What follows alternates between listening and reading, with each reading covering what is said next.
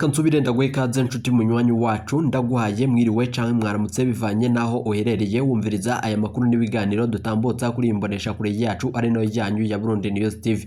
Ndabubwira ukuri aka kanya makuru akomeye cyane ahejeje kudushikira nga mu gihugu cacu Burundi ni ibintu biteye ubwoba. General Prime Niyongabo afashe ingingo ikomeye cyane. Umukuru w'igihugu yoba ari he nyuma yuko inama y'igisoda ihejeje gufata imyanzuro iteye ubwoba. Ibi vyose bibaye nyuma yuko ari abajenali bashika batatu batawe mu mvuto n'umukuru w'igihugu nyiricubero General Major Evariste Ndayishimiye. Turaza kubigaruka ko mu makuru akomeye cyane ahejeje kudushikira. Ndabahaye ikaze mwese abatwumviriza muherereye irya nino ku migabane y'amakungu ya kure, abatwumviriza muherereye irya nino mu karere k'ibiyaga binini. Reka ndaguhe ikaze nshuti munywanyi wacu kuri wowe uri kumviriza ibiganiro vyacu uherereye nga mu gihugu cacu Burundi, abatwumviriza muherereye Cibitoke, abatwumviriza muherereye Muyinga, abatwumviriza muherereye mu Kirundo, abatwumviriza muherereye Gitega. Reka namwe mwese mwumviriza ibiganiro vyacu muherereye mu bisata bitandukanye ndabahaye ikaze. Aka kanya amakuru akomeye cyane aje kudushikira, tukaba tugarutse ngo tuyabashitse ko yose idonido. Reka ndagukengurukire cyane nshuti munywanyi kuri wowe wahejeje gupyonda ijambo sabone, kuba tarabikora kaniko karyo ndagusaba muruke musi iyi video urabanditse ijambo sabone upyonde ko uracurabona ari akazujyana nawe nyene upyonde ko, hama tuje turabana mu makuru n'ibiganiro tutambutsa kuri imbonesha kure yacu ari no yanyu ya Burundi News TV. Aya ni amakuru avurwa mu bisata bitandukanye, igisata ca politiki, umutekano n'agateka kazina muntu. Reka nsubire ndabaye ikaze mu ngingo nkuru tugiye kugaruka ko muri aya makuru akomeye cyane ahejeje kudushikira. General Prime Niyongabo ahejeje gufata ingingo ikomeye cyane nyuma yuko umukuru w'igihugu kuri ubu hataramenyekana iyo yoba yajanywe. Biravugwa ko abasirikare sinzi aribo bajanye umukuru w'igihugu nyiricubero General Major Evariste Ndayishimiye. Abaryango biwe kuri ubu ngubu bo bapfungiwe mu nyubakwa y'umukuru w'igihugu nyiricubero General Major Evariste Ndayishimiye iherereye Igitega. Amakuru turonse muri uyu mugoroba na amakuru adahumuriza abene igihugu, bikaba mu nyuma z'uko amakuru akomeye cyane ahejeje kudushikira kuri ubu ngubu General Prime Niyongabo inama yari yakoranije abasirikare sinzi batandukanye mu gihugu c'u Burundi yoba ihejeje gufata ingingo zikomeye cyane ku mukuru w'igihugu nyiricubero General Major Evariste Ndayishimiye. Aka kanya amakuru akomeye cyane turonka mu gisoda c'u Burundi nkuko umwe mu basirikare yaturungikiye amakuru akomeye cyane no kubwa amasoko yacu mu gisoda. Biravuga ko General Prime Niyongabo yo batangaje umutegetsi w'u Burundi vy'imfata kibanza, akavuga ko Colonel Senateur Reveriyano Ndikuriyo ari wagiye kurongora igihugu c'u Burundi vy'imfata kibanza.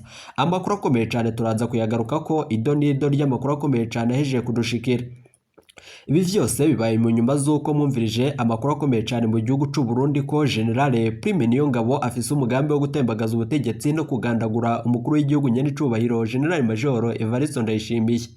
Aka kanya humvikanye amakuru akomeye cyane mu minsi iheze ko umukuru w'igihugu yari yateguye kugandagurwa uko vyari vyashikirijwe n'umwe mu bahanuzi biwe. Umukuru w'igihugu niwe yashikirije ko umuhanuzi wiwe yamubwiye ko yari yateguriwe kugandagurwa. Umusaza avuye irya nino ku migabane y'amakungu ya kure mwarumvirije amakuru akomeye cyane yavugaga ko ari bushike ku kibuga c'indege citiriwe Melchior Ndadaye Bujumbura agaca agandagurwa. Hari amakuru turonse ko Reveriyano Ndikuriyo yoba afise umugambi wo gutembagaza ubutegetsi akoresheje amangetengete. Nubwo hari amakuru ava mu gisoda yemeza ko kuri ubu ngubu yatowe nk'umukuru w'igihugu vy'imfata kibanza, kuri ubu bikaba bihejeje kuba vyibonekeza mu gisoda c'u Burundi. Ibi bibaye mu nyuma z'uko hatanguye imigumuko mu gihugu c'u Burundi mu gisoda. Biravugwa ko mu makambi atandukanye batanguye kwiyamiriza ibijanye n'umukuru w'igihugu nyenicubero General Major Evariste Ndayishimiye kumva z'uko abasirikare b'u Burundi bariko baragandagurirwa muri Repubulika iharanira intwaro rusangi ya Kongo. Turaza kubigaruka ko mu makuru akomeye cyane ahejeje kudushikira nga mu gihugu cacu c'u Burundi. Ndababwira ukuri na amakuru adahumuriza abene igihugu. Hari amakuru turonse aka kanya avuga ko General Prime Niyongabo iri tangazo yoba agiye guca rishira ku radio n'imbonesha kure vy'igihugu. Kuri ubu ngubu turategereje amakuru akomeye cyane ari budushikire. Turaza kubigaruka ko mw'idonido ry'amakuru akomeye cyane ahejeje kudushikira. General Prime Niyongabo ni jyanganye mu gihugu c'u Burundi afashe izi ngingo giturumbuka nyuma yuko abajenerali bakomakomeye bashika batatu binkoye ku karwi kiwe, bagatangaza ko umukuru w'igihugu ataco atwaye mu gihugu c'u Burundi. Basavye General Prime Niyongabo kureka uyu mugambi wo gutembagaza ubutegetsi bwa nyenicubero Major Evariste Ndayishimiye. Ibi vyose General Prime Niyongabo yanse kubishira mu ngiro. Amakuru turonse ava mu gisoda yoba ahejeje gukomerera cyane umukuru w'igihugu yoba aherereye, turaza kubigaruka ko muri aya makuru akomeye cyane ahejeje kudushikira.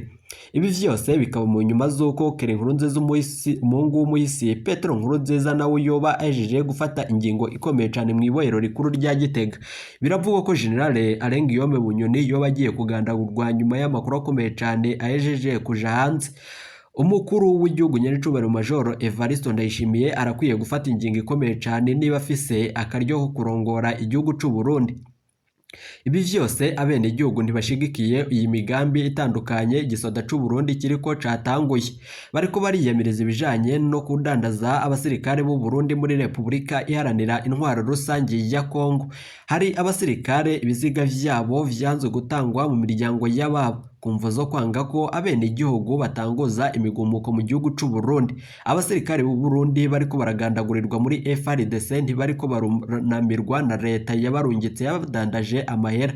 Kuri ubu amahera ariko araribwa n'ibihanganye mu gihugu cacu cy'u Burundi. Ibi vyose rero bikaba biriko birakurura indyane mu mugambi uri ku butegetsi wa CNDD-FDD, aho Reveriyano Ndikuriyo ariko aravuga ko ibi vyose azoca bihagarika.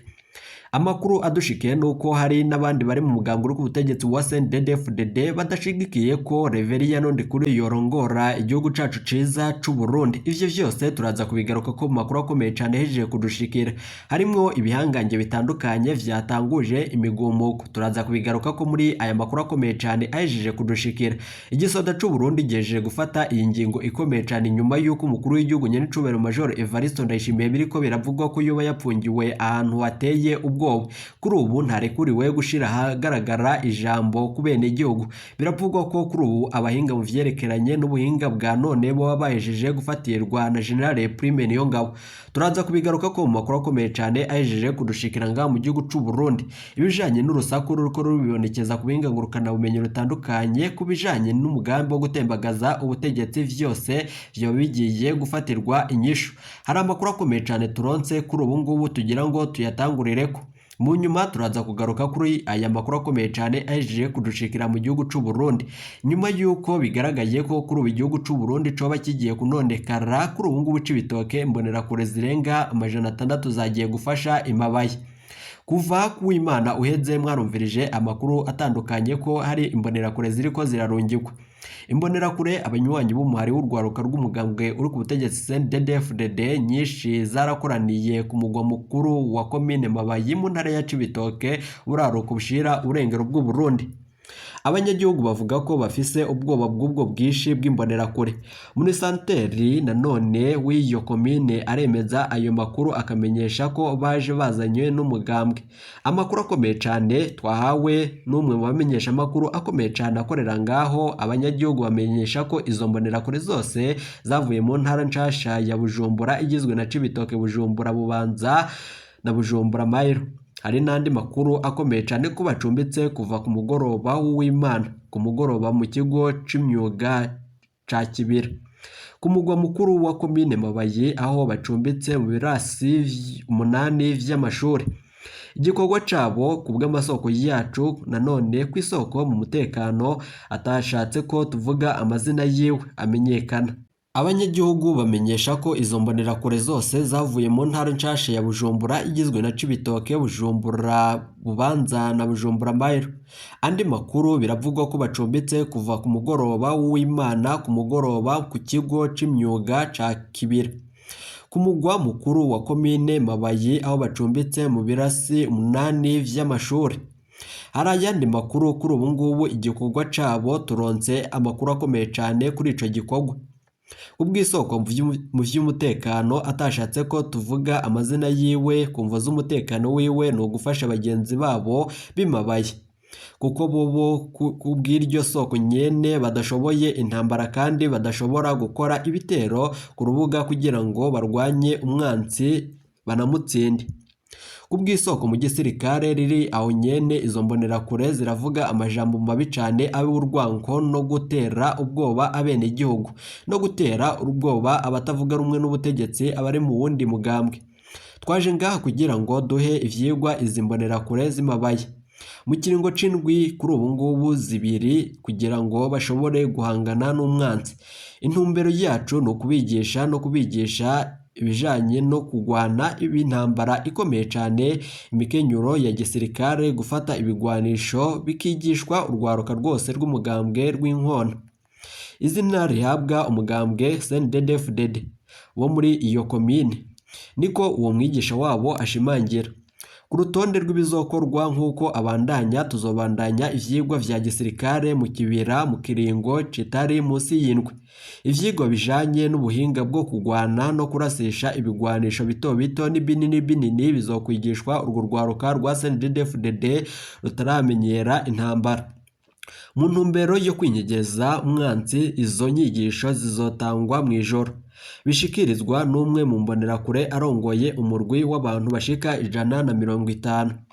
Abajijwe kuri ivyo, musitanteri mushasha wa komine Mabayi Jean Izomporera aremeza ayo makuru, avuga ko ari inyigisho zo gukunda igihugu ku mbonerakure zo mu ntara nshasha ya Bujumbura kuri bagenzi babo b'Imabayi. Uwo musitanteri asaba abanyagihugu kuguma batekanye. Buramatari wa Cibitoke Clem Bizoza we ashima kutagira ico abivuzeko. Reka nk'uko twabibabwiye mu mfinyo amakuru yacu tuyabandanirize ku makuru avugwa nga mu gihugu cacu c'u Burundi. Hari amakuru akomeye cane avugwa ko kuri ubu ngubu ibintu vyoba bihejeje gukomera cane mu gihugu c'u Burundi, nyuma yuko amakuru akomeye cane dukura mu gisoda ibijanye n'umutekano w'umukuru w'igihugu Nyenicubahiro General Major Evariste Ndayishimiye vyoba bihejeje gukomera cane.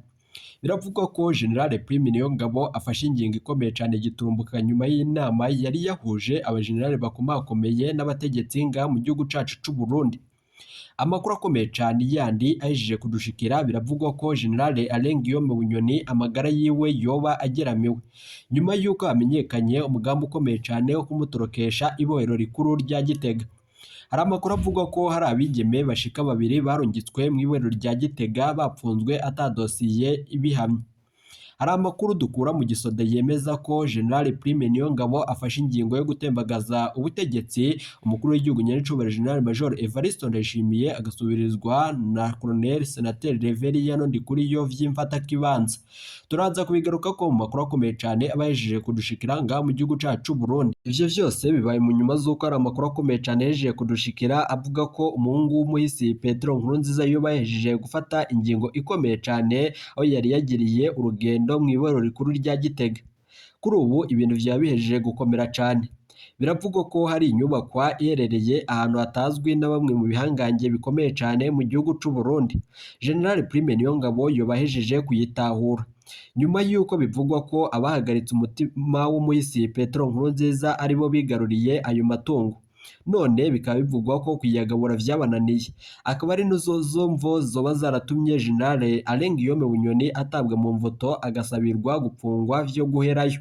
Hari amakuru turonka ko iyo nyubako yubakishije inzahabu yoba ihejeje kuba inyunyura amahera y'agaciro mu gihugu c'u Burundi.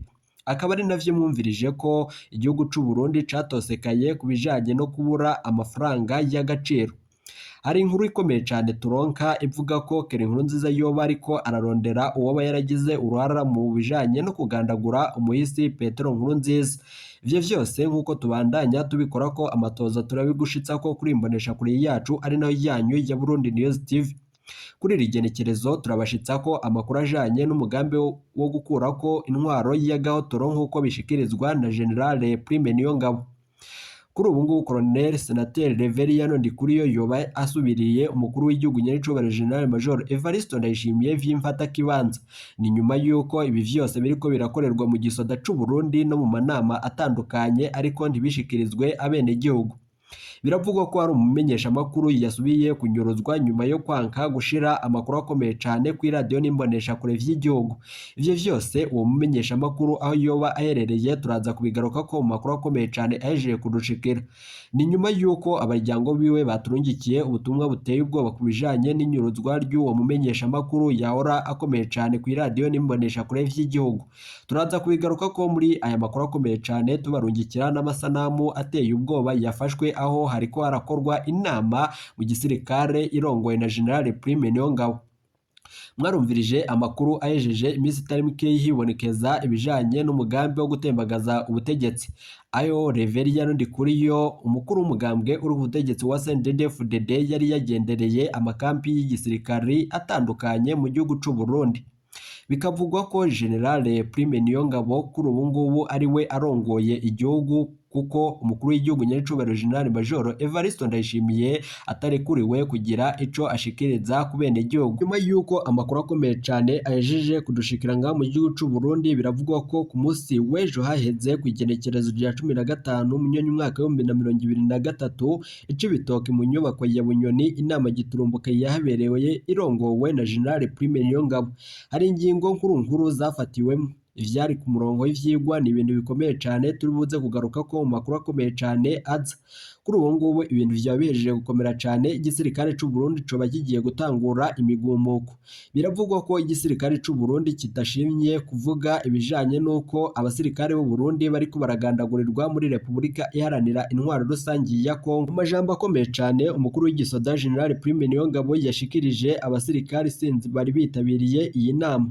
Biravugwa ko ivyari ku murongo w'ivyigwa ari ukwikurako intwaro y'agahotoro, kwanka ibijanye no kurungika abasirikare muri Repubulika Iharanira Intwaro Rusangi ya Kongo.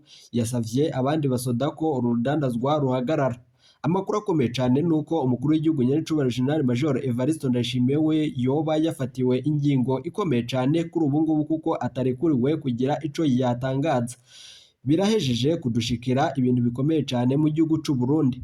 Umwanya n'umwanya ibara rirashobora kurwa.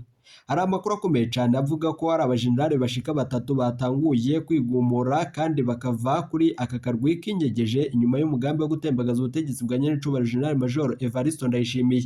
Ibi bihangange vyinkoye kuri General Prime Niyongabo bihejeje gufata ingingo ikomeye cane.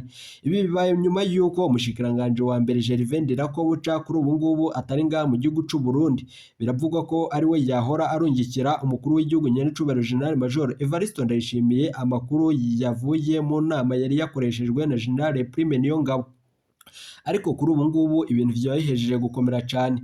Hateguwe umugambi mubi cane mu gihugu c'u Burundi muri iri joro turi buze kubashitsako mu makuru yacu aza.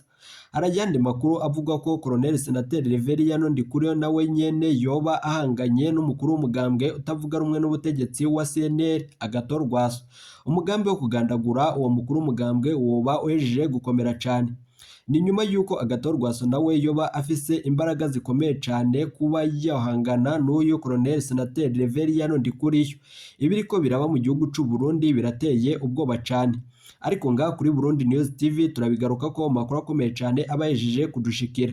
Reka nsubire ndagukengurukire cane nshuti munywanyi kuri twabanye muri ibi biganiro n'amakuru dutambutsa kuri imbonesha kuri yacu. Turaza kugaruka tubashitsa ko ido n'ido ry'amakuru abamenyesha makuru bacu bariko baratugirira amatohoza. Ntimuje kure, iteka umunezero nibyo tubipfuriza. Iyi ni Burundi News TV.